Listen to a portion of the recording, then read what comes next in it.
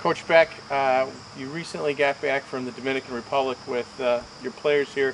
Can you tell us a little bit about what had you down in the Dominican playing baseball and what transpired down there?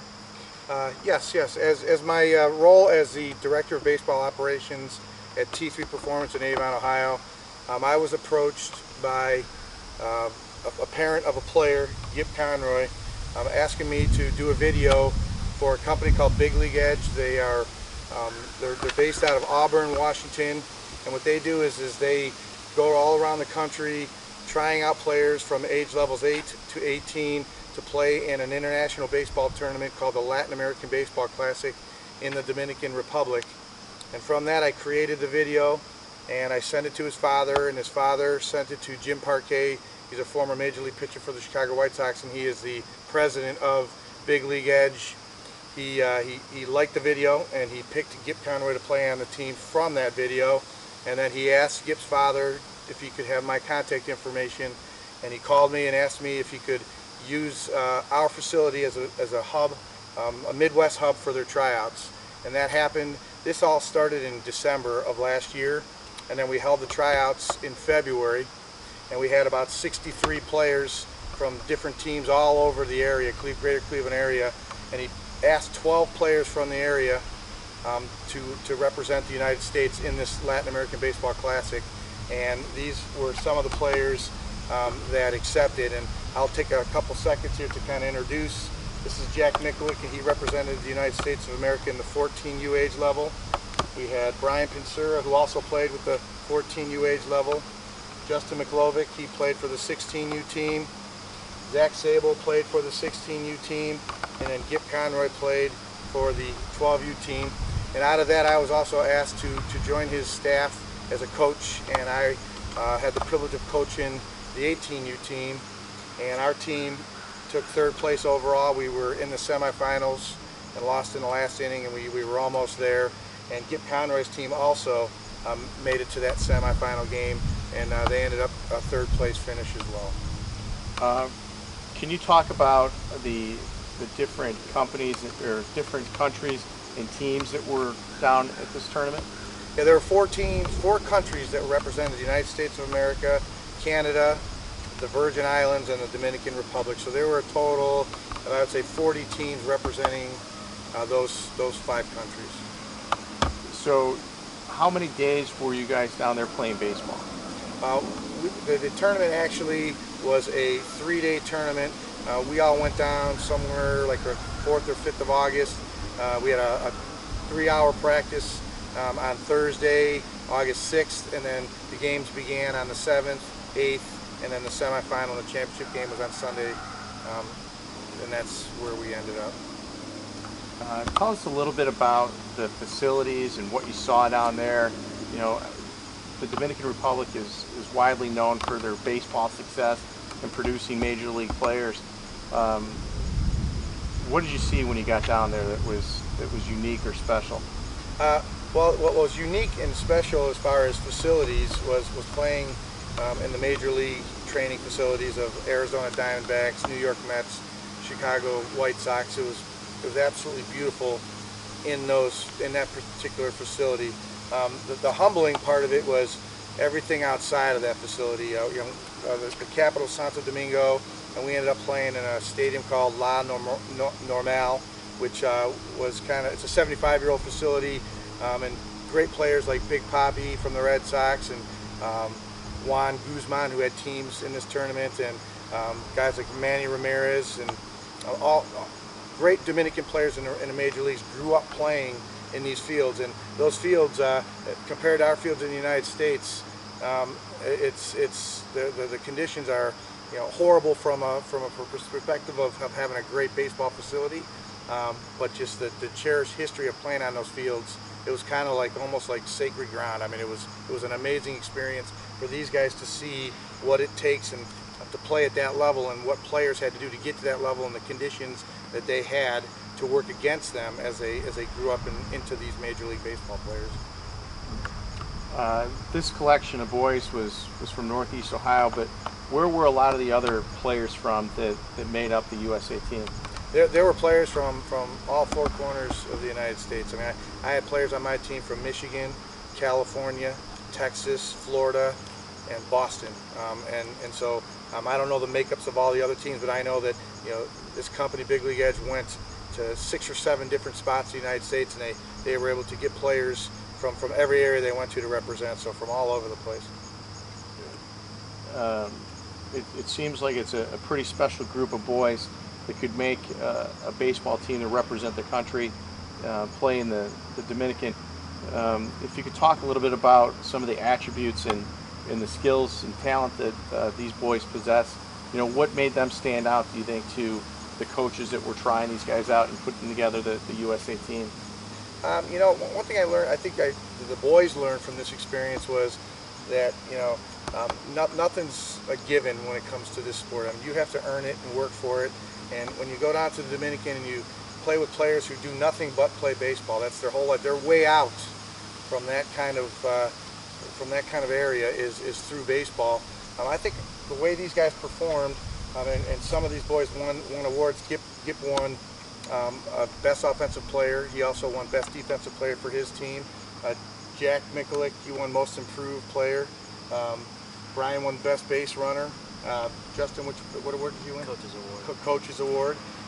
So right there, I think the experience they learned from that was that every baseball player, whether they're from the Dominican or from the United States, whatever age level, they all put their pants on one leg at a time, and that they also can play at that level. They competed with these boys, and they learned that if they put in the same type of work effort and have that kind of work ethic and passion is the key in this game, that there's no reason why they can't take their game to the next level as well. You talked a little bit about the way out for some of these Dominican players. Did you get to see the country and the city, and what was your impression of the Dominican as a country and its people? That was the true humbling experience for me. Is we're on an all-inclusive resort where, when you look at the pictures, the crystal clear water that you can see from the waist up all the way down to the sand, just the beautiful accommodations, and then when you got on the bus to go to the fields, it was unbelievable, the poverty that existed from the second we turned off that resort all the way through the city, all the way to the fields that we were at.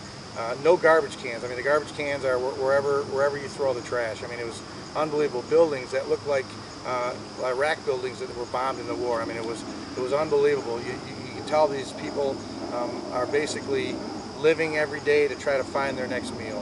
And when you drive up and down that, and you see the cars, every car rust-filled and dented, and they all look like they were 1980, 1990 cars.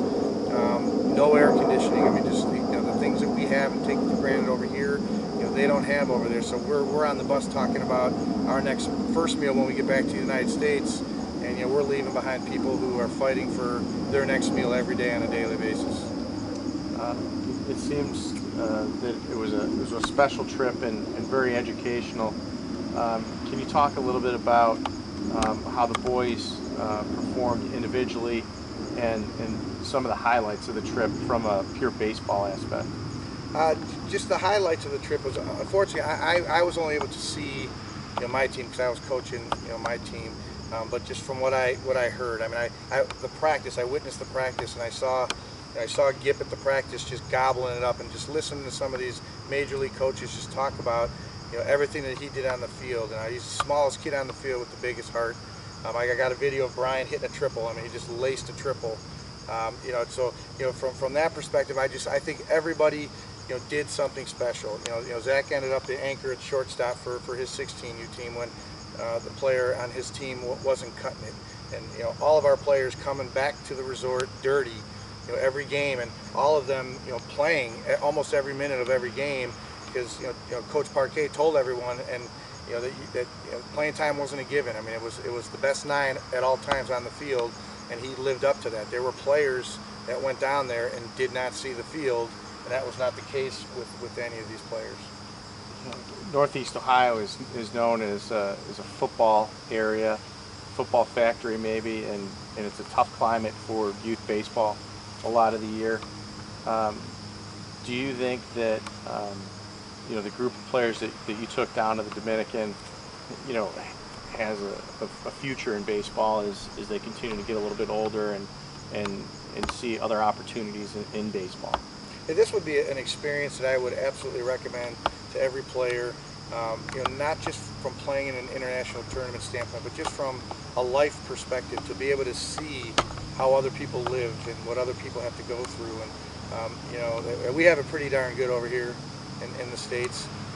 Some of the questions I received during this process, because it was not a cheap trip, was all focused on the money. Is this a money grab? Is this worth it? And at the time, just from the information I had, I was telling people that would you rather go play in a local tournament, playing against teams that you see every day, or would you rather be able to go to a different country and play against competition from teams from different countries and come back and say that we got to experience that? But then when I get over there, just from the perspective of not only the baseball, but just from the life perspective, this is an experience I think every young player over here should go over and experience from a baseball perspective, and just from a growth perspective, how they see life, how they value other people and the circumstances that they have to go through, and just the whole big picture. Can you talk a little bit about the talent you saw from the Dominican side and the other countries that were down there? How special was that to see them in their home country playing on their fields, and what did that look like to you from a longtime baseball coach? It goes back to again. I look at our players, and I saw you saw some talent that separated. Some of the players from the Dominican from our country, but I saw human beings playing the game. Again, from that perspective of everybody puts their pants on one leg at a time. I honestly believe that that there's no reason why any of these guys can't play to that level with the same passion and work ethic as some of those kids have. When you're over there and it's all you do from the minute you get up to the minute you go to bed, they're obviously going to be better for it because they practice. It's kind of like math. I mean, if you don't practice your math skill set, you're not going to ace your test. But you study long and hard, and you can end up being an A student. So these kids, they grow up playing baseball with a broomstick and bottle caps, and I saw that several times over there. And that's what they do. So they play on baseball fields with no gloves. I saw a couple tape baseballs where I don't know what was in them, but they were hard, and they just a bunch of tape, and they make their own. Omar Vizquel used to play baseball in Venezuela, with a potholder glove on his hand, and that's how he learned how to have soft hands. So if these players work just as hard as those players, to me the talent over there overall was no better than what we have over here. Coach, it had to be a highlight of your coaching career to, one, represent the country, and two, take such a talented group of boys to an international tournament. What do you think your next step in this process, in this program, will be? In this process will be to promote it again, to try to get players to go back there, whether it be the same players and other players, because again, it's just an experience that I think once it's completed, it's high and above over actually what it would cost to go over there. You can't put a price on it; it's priceless. And Coach, just to finish up, the Indians are in a stretch run here. Do you think they could use a couple of your players coming back for the final chase for a playoff spot? Yeah, I think they could they could definitely use some of our players. I think we could help them, but I don't think that's going to happen.